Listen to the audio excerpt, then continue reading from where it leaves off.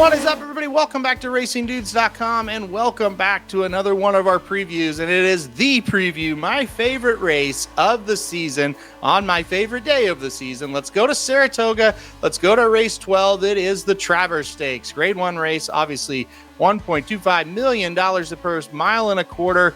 A field of, well, it's short, and I don't love that it's short, but a field of 7 here will take to the post.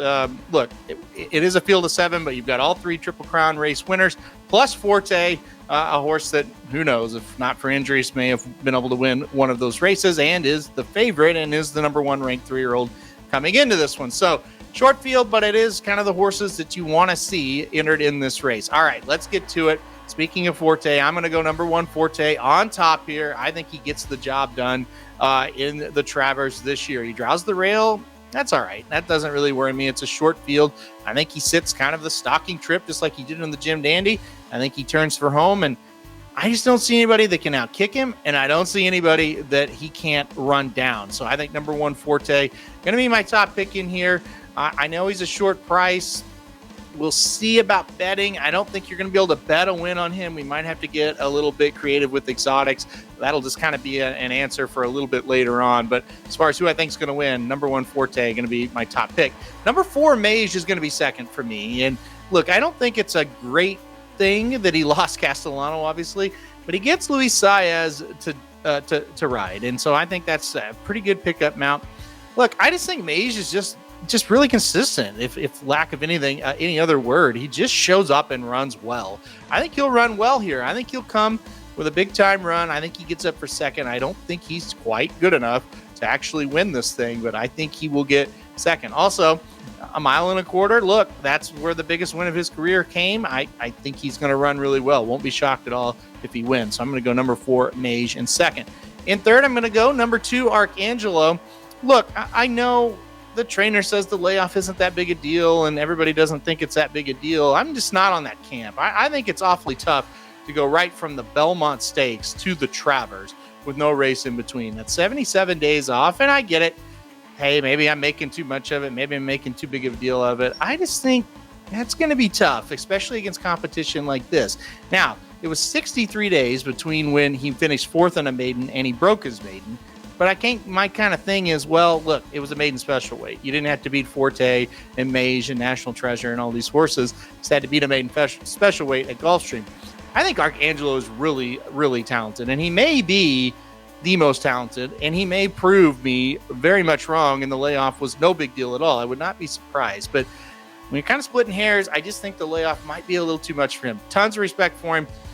Wouldn't mind if he won. I think it'd be kind of cool to see him win, to be honest. But number 2, Arcangelo, that's going to be the horse I've got in third. Finally, and I chuckle, I'm going to put number 3, Tapit Trice, in fourth. It's more of just, I don't really like the other 3 horses in here. To touch on them real quick, number 5, National Treasure. He's just going to have to prove it to me. I think he's a cut below. We'll see. Number 6, Disarm. Same. I just can't quite get there with him. I don't think he's awful. I just think he's just a little cut below. Wouldn't be surprised if he hit the board. The number 7, Scotland, I think that's what like the wise guy horse. That's what a lot of people are going to try to go with. I don't think he gets the pace situation that he got in the Curlin last time out. And I think it'll be a little bit different circumstances. But look, he's good. And if you want to take him gate to wire, I get it. He's just not quite for me. But let's go back. Number 3, Tapit Trice. That's why I've got him in fourth. I don't like the other 3 horses. You're going to hear it all week long. I'm getting taxed for, these blinkers have made Tapit Trice this amazing horse.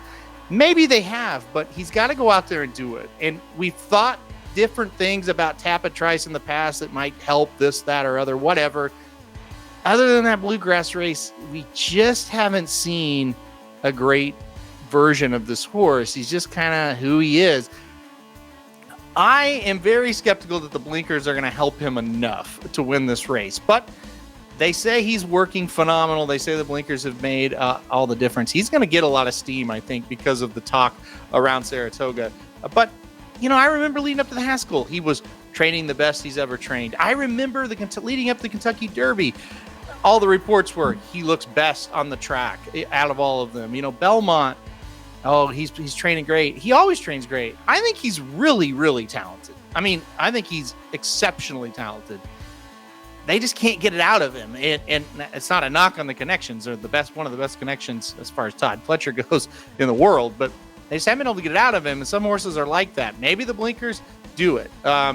Maybe I would throw him on a ticket just as a saver. It's like, look, if Tapit Trice wins and everybody's told me this, I'm going to get upset. I'm not betting a horse to win, but maybe he's on a ticket late. I'll put number 3, Tapit Trice, in 4th. All right, let's recap it.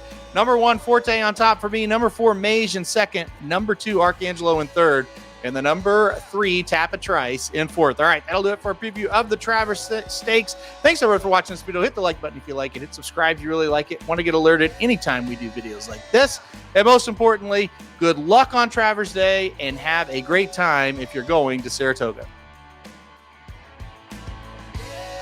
RacingDudes.com is your home for the best free picks for every race, every track. Summer's here, our picks are heating up. We want you to join us in the fun. Subscribe to the Racing Dudes YouTube channel right now. Click the notification bell. You don't want to miss a single one of our awesome videos. Want to make money betting horses? Bet with the Racing Dudes.